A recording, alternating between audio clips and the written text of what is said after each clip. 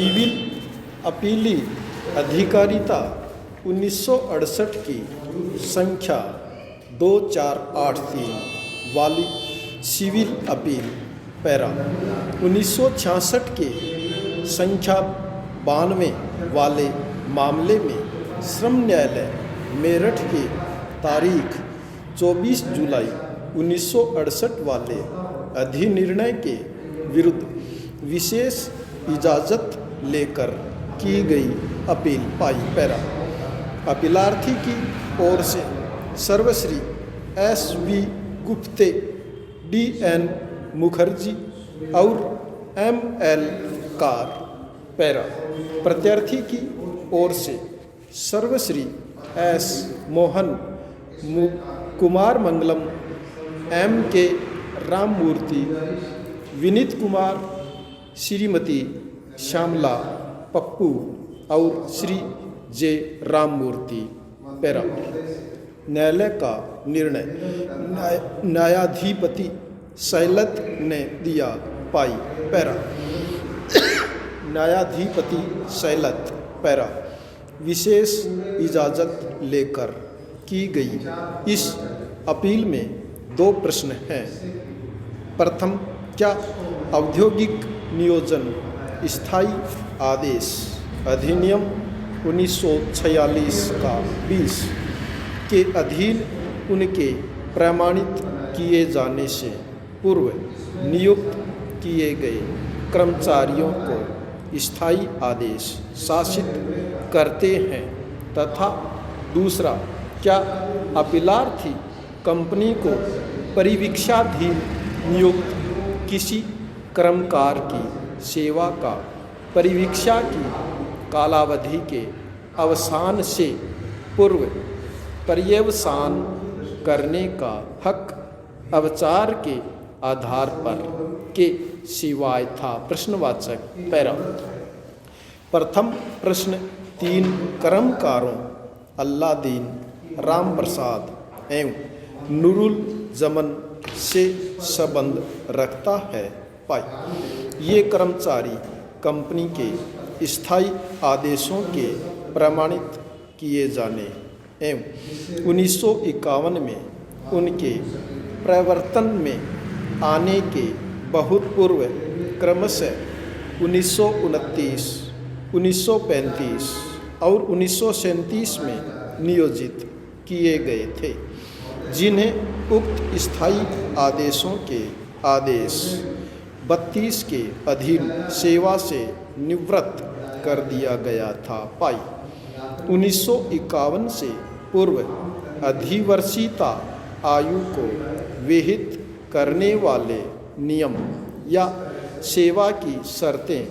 नहीं थी पाई स्थायी आदेश 32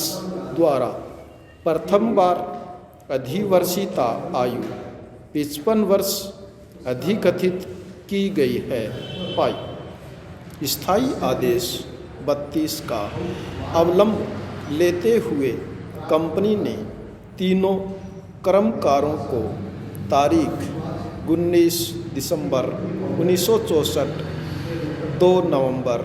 1963 तथा 27 जनवरी 1964 को नोटिस दे दिया, जो उस समय तक 58, 64 तथा 59 वर्ष की आयु प्राप्त कर चुके थे, जिस कारण से ही कंपनी ने उन्हें क्रमशः 1 जनवरी 1965, 20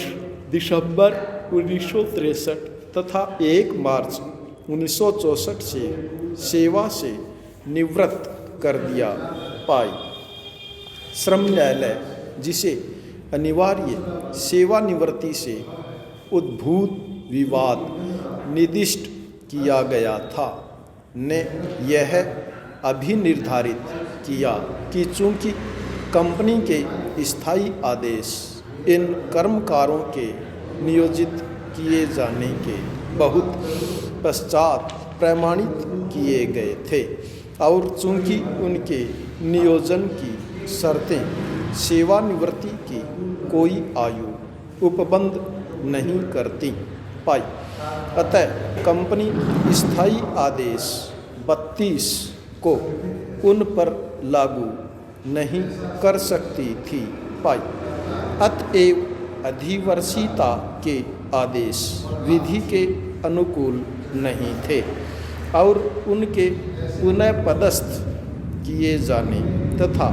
सेवानिवृत्ति की उस तारीख तक जिस तारीख को वे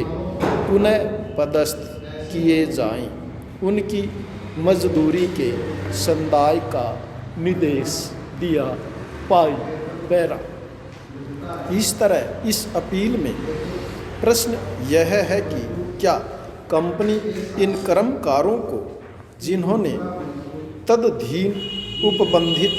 अधिवर्षीता आयु बहुत पूर्व प्राप्त कर ली थी,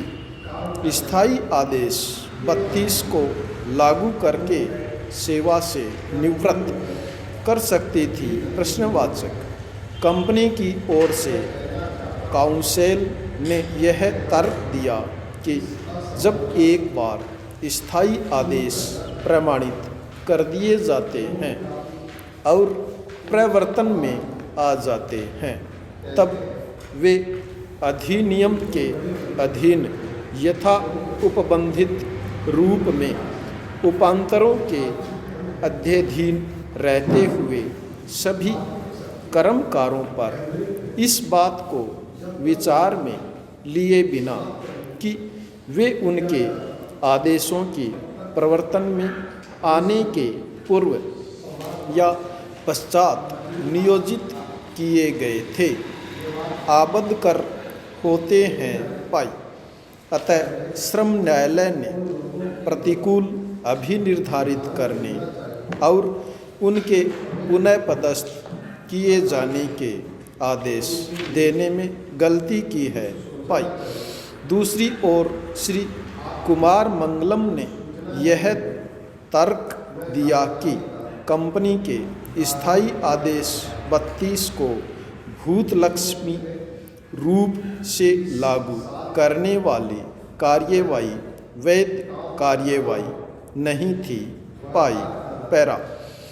यदि स्थायी आदेशों का इस प्रकार लागू किया जाना आशयित होता जो उन्हें उसी प्रकार अभिव्यक्त रूप से उपबंधित किया गया होता तथा यह कि पूर्वतन निर्देश में 1964 का संख्या 91 वाला निर्देश में जो अपीलार्थी कंपनी और इसके कर्मकारों के बीच था, इसी श्रम न्यायालय ने यह विनिश्चय किया था कि ये स्थायी आदेश पूर्व नियोजित कर्मकारों पर लागू नहीं होते। यह कि उस आदेश के विरुद्ध इस न्यायालय में एक अपील फाइल की गई थी, किंतु विशेष इजाज़त नहीं दी गई पाई। अतः वह आदेश अंतिम आदेश हो गया था पाई। परिणामतः कंपनी उसी प्रश्न पर पुनः विवाद उठाने के लिए हकदार नहीं है, क्योंकि वह पूर्व न्याय के सिद्धांत के अनुरूप सिद्धांतों द्वारा ऐसा करने से निवारित थी पाई। स्टॉप।